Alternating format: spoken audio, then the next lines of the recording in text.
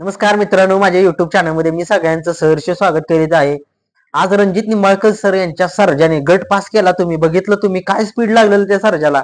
आणि तो सर्जा इतका पेटून उठलाय काय सांगू शकत नाही. कारण तो खरंच एक वेगाचा शेवट सर्जाचा आहे. गाडीला निकाल, शेजारची गाडी म्हटली की तुमच्या गाडीचा म्हणजे सुट्टी मेकरचा पाय पुढे होता, त्यामुळे गाडीला निकाल कॅन्सल केला. परंतु नंतर सर्जाला निकाल देण्यात आला.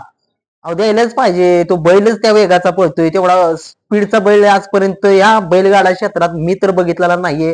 एक नंबरला रुस्तम हिंद केसरी बकासूर तर आहेच, पण जो 200 फुटामध्ये ओढतो तो एकमेव सर्जा आहे. सर्जा खरंच वेगाचा शेवट. आणि बकासूर तुम्हाला माहिती आहे, गट तर पास कसला बेकार बकासूरने केला.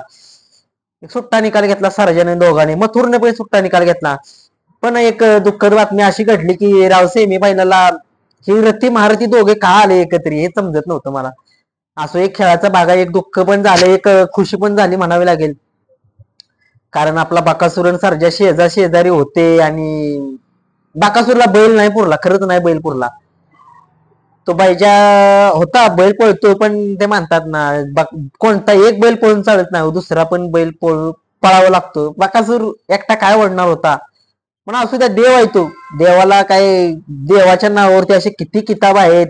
तो फक्त मैदानात आला तरी बाद झालं. पण दुसरीकडे आपण एका विषयावरती बोलूया. खरंच खरंच त्याला एक उपमा दिली, वेगाचा शेवट. खरंच तो वेगाचा शेवटच आहे तो सर्जा. काय बोलणार त्या बैलाबद्दल. विठ्ठल नानापासून गेला बैल, बेकार वाटलं व डोळ्यात जरा ते खुशी काय असं म्हणतात ना, एक आनंद आश्रू त्या सर्जासाठी एक बरं का. काय बोलणार आहे आता. खरंच त्या खरंच त्या सर्जाने मन जिंकली, त्या प्रेक्षकांची मन जिंकली. काय करणार आहे. खरंच तो सर्जा आहे. देवाला हरवणं सोपं नव्हतं. तुम्हाला माहित आहे विठ्ठल नानांच्याकडून बैल गेलेला आपला, आणि बैल पळेल का नाही हे पण तुम्हाला माहित होतं. काय सर्जाने दाखवून दिलं, तो खरंच योद्धा आहे. तो खरंच बाहुबली आहे बैलगाडा क्षेत्रात. खरंच त्याला वेगाचा शेवट खरंच म्हणतात. 200 फुटात तो खरंच बैल लय डेंजर आहे. त्याला बैल कोणताही द्या, तुम्ही कोणताही बैल द्या, 200 फुटात जर गावला त्याला बैल कोणताही असू द्या, त्याला उडत नेतोच.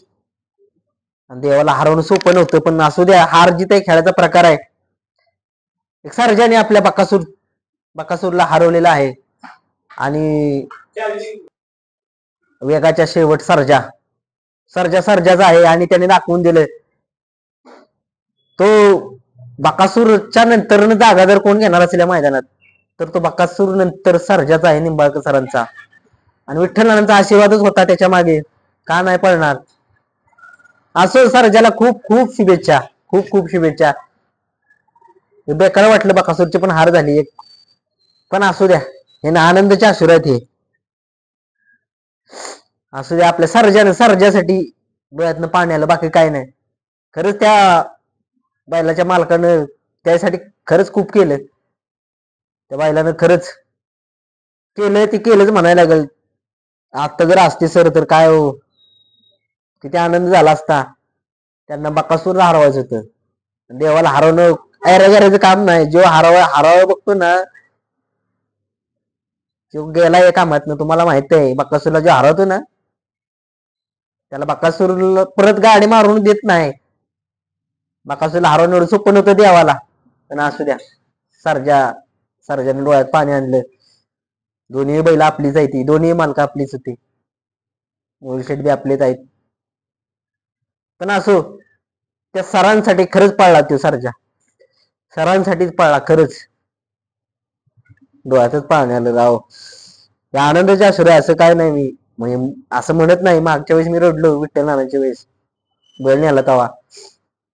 त्या विठ्ठल नानासाठी हा पळला, आणि त्या सरांसाठी फक्त पळला. हे आपला देव, मी देवच म्हणणार आता माझ्या सर्जाला.